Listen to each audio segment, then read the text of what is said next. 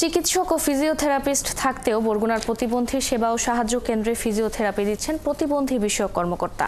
Therapy দেওয়ার কোনো প্রশিক্ষণ কিংবা সার্টিফিকেট না থাকলেও তার ভুল চিকিৎসায় ক্ষতিগ্রস্ত হচ্ছেন শিশু থেকে বৃদ্ধ। এমনকি কর্মকর্তার থেরাপির নামে নারীদের যৌন হয়রানির দৃশ্য উঠে এসেছে ৭১-এর ক্যামেরায়। ইমরান টিটুর প্রতিবেদন।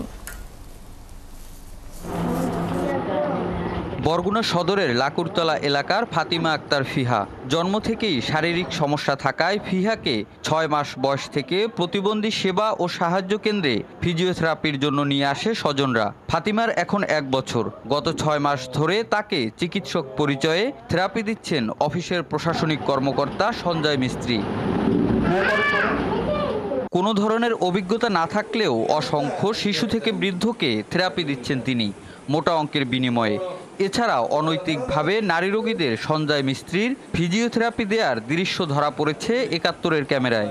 আমরা তো আসি থেকে দেখি যে সারে করতে সবাই দেখে, বড় মানুষের করে, বাচ্চাকে করে, তারপর নাকি হাগাতে করাই আমরা ২ মাস তো আমরা দেখছি হেই করে, অন্য কেউ করে না। আমরা দেখি তো অন্য কেউ করে না, হেই তো ছোট বড় সবাই দেয়া করে।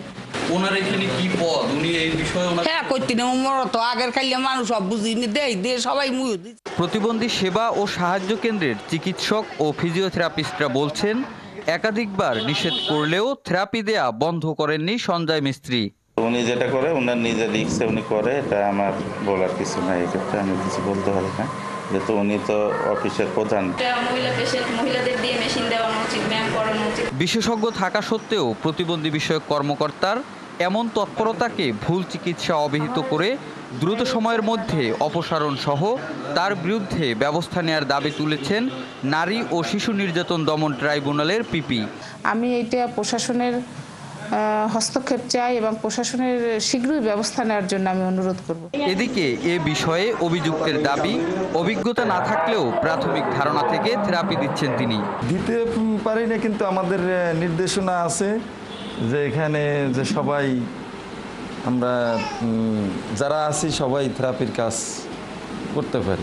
তবে তার বিরুদ্ধে ব্যবস্থা নেওয়ার জন্য মন্ত্রণালয়ে চিঠি লেখার কথা জানান জেলা সমাজসেবা কর্মকর্তা ও সিভিল সার্জন। আর ওখানে যে প্রতিবন্ধী বিষয়ক কর্মকর্তা রয়েছেন উনি মূলত প্রশাসনিক এবং অফিসের অন্যান্য কর্মকাণ্ড মনিটরিং করবেন বা তার যে অন্যান্য কাজগুলো রয়েছে তার আসলে থেরাপি সংশ্লিষ্ট কার্যক্রমগুলোর সাথে জড়িত হওয়ার বিষয়টা নয়। Bangladesh medical and dental council থেকে নির্দেশনা দেওয়া আছে এবং জেলা প্রশাসন সহ আমাদের জেলা স্বাস্থ্য প্রশাসন সবসময় আমরা অভিযান পরিচালনা করি যে ভুয়া ডাক্তার কিংবা যারা রেজিস্টার্ড ডাক্তার নয় তাদের ব্যাপারে। প্রতিদিন প্রতিবন্ধী সেবা ও সাহায্য কেন্দ্রে প্রায় শতাধিক মানুষ সেবা নিতে আসে। ইমরান টিটু, ৭১, বরগুনা।